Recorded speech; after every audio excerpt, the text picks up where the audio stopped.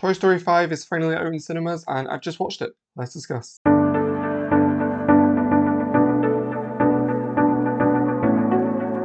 Hello everyone and welcome back to the channel, or if you're new, then welcome on in. My name is Jay. Welcome to my spoiler-free review of Toy Story 5, of course the fifth installment in the Toy Story franchise. I want to try and keep this review as spoiler-free as possible. That's not going to include anything like trailers or marketing, so if you don't want to know absolutely anything, then do the usual stuff for me. Save the video to your watch later playlist, and that way you can come back later when you've seen the movie. Very quickly though, before we do, please do go ahead and hit that subscribe button. It really helps me out and numbers on the channel are continuing to grow. Hit the bell as well, and that way you're notified when I post a new video. Okay, that really is everything for real this time. Let's get into my thoughts on Toy Story 5. Toy Story 5 is directed by Andrew Stanton, whose previous credits include Finding Nemo, WALL-E, and Finding Dory. He was the director and the co-writer of those films, and he was also the co-writer of the first 4 Toy Story films, so that's pretty helpful going into this one.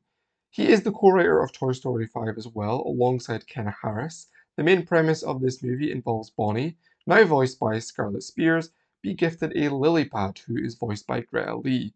Lilypad is essentially an iPad designed for a child, and it involves the infiltration of tech into Bonnie's household, which of course does not sit well with the toys that are existing in there, with Jessie now being the sheriff now that Woody has departed, leading the effort to stop Bonnie from falling victim to technological addiction and consequently no longer playing with her toys. After a rather mediocre Toy Story 4, I would call Toy Story 5 a return to form, with the quality of this film being much closer to the original trilogy, even if it doesn't quite capture the same magic that we once had in the franchise. Tom Hanks is of course back as Woody, because a Toy Story film without Woody is just pretty unfathomable. That's never going to happen. If you're wondering if Woody's appearance in this film lessens the impact of his emotional goodbye at the end of Toy Story 4, I would not worry about that. The movie makes clear that he's just coming back to help out because his assistance is required, and the movie makes clear that he's not reuniting with the gang full time.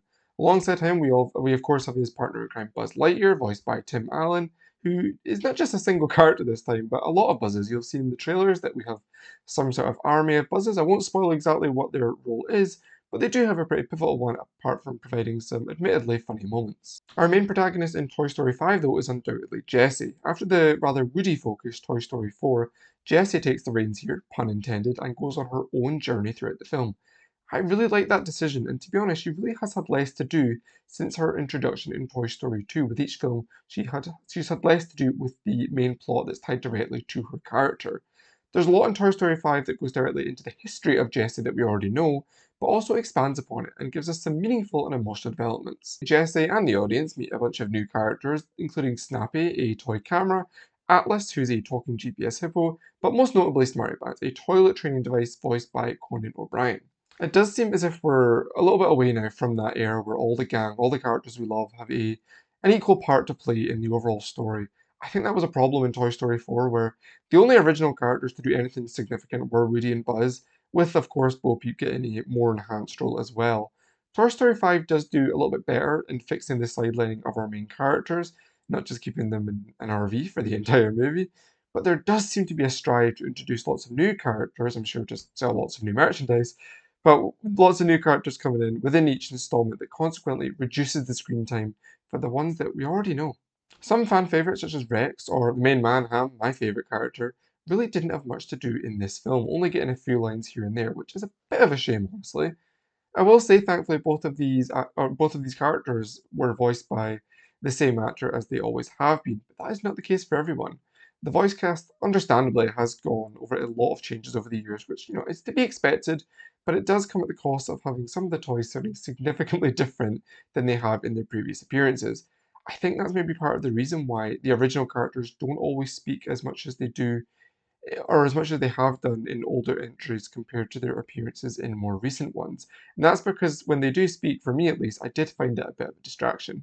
The Potato Heads sound noticeably different. They were previously voiced by the late Don Rickles and Estelle Harris. In Toy Story 4, archival footage was actually used for Mr. Potato Head. I think Estelle Harris was still alive at the time, but this time they've gone for the full recast with Jeff Bergman and Anna Vigino, respectively. As well as that, we have John Hopkins voicing Mr. Pricklepants in this movie, replacing Timothy Dalton from Toy Story 3 and Toy Story 4, but more recently Robin Atkin Downes in the shorts Forky Asks a Question, so a lot of changes of the voice actor there, not sure why that is. We have a lot of characters coming back who appear only in silent roles though. We have Buttercup appearing but not voiced by Jeff Garlin, Giggle McDimples previously voiced by Ali Mackey, and Bunny and Ducky previously voiced by Jordan Peele and Keegan-Michael Key.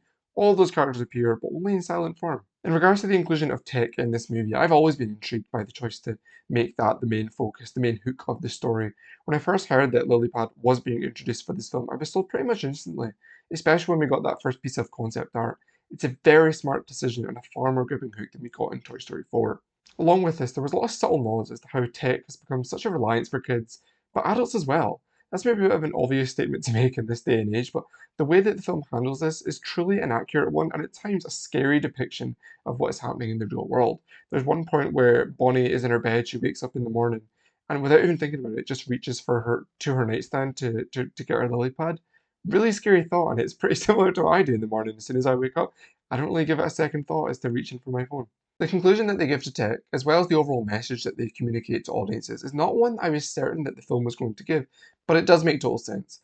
It's not a spoiler to say that tech is here to stay. In fact, Woody says in the film that toys are for playing with, but tech is for everything. Given that technology is here for good, I like how the film deals with that reality and how Lilypad's arc in the end is actually resolved. I will say that I had some issues dealing with the logistics of the tech in the film. Smarty Pants, Atlas, and Snappy do work together to help with some of the necessary communication between the different groups of people in the film. I'm not sure how believable it is that a toilet training device can or has the power to send messages to the lily pad, but I guess I'll just accept that. As with other Toy Story films, we get some sequences that represent the owner actually playing with the toys, which in this case, of course, is Bonnie. Not to dwell on the past, but I did prefer the style that we had when Andy was playing with his toys, because the animation style, the actual visuals of the film, didn't actually change from when we see the toys in the real world. A good example of this is the opening of Toy Story 3 and the iconic scene in the desert, which looked exactly like the rest of the movie. With Bonnie in Toy Story 5 though, the scenes look a little bit different. You can tell that the toys are being played with, and I just think that takes away from the immersive experience that the toys, Bonnie, and the audience are going through. I have discussed how the main narrative of this movie is the invasion of tech into Bonnie's house, though there are different strands and groups of people that we jump between as the film unfolds. There's one in particular that I just felt was a little bit disjointed and out of place, though by the end of the movie, everything does come together and interweaves nicely.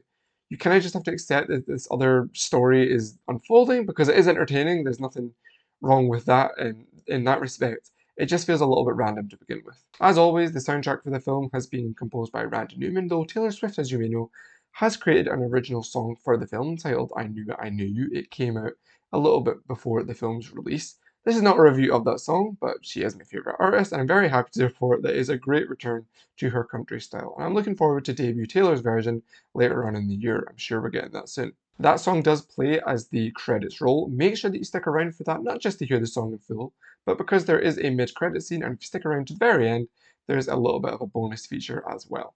Overall, I'm going to be giving Toy Story 5 a very healthy 4.5 stars. I think it's a film that kids are going to enjoy and really resonate with. As well as that, though, I think that adults are really going to appreciate the film for what it is, not just because it's bringing back characters that many of them have grown up with and seen over the last 30 years, but because of how it handles the prevalence of technology in our lives. Very soon, I'm going to be ranking all of the Toy Stories, so make sure that you hit that subscribe button and hit the bell. That way you're notified when I upload that video. As well as that, I'm going to be ranking all 31 Pixar films, including Toy Story 5, so if you want to see that, give this video a like. That is all I've got to say in this video. If you've seen Toy Story 5, let me know your thoughts down in the comment section below, and I will see you soon for the videos that I just mentioned. Bye.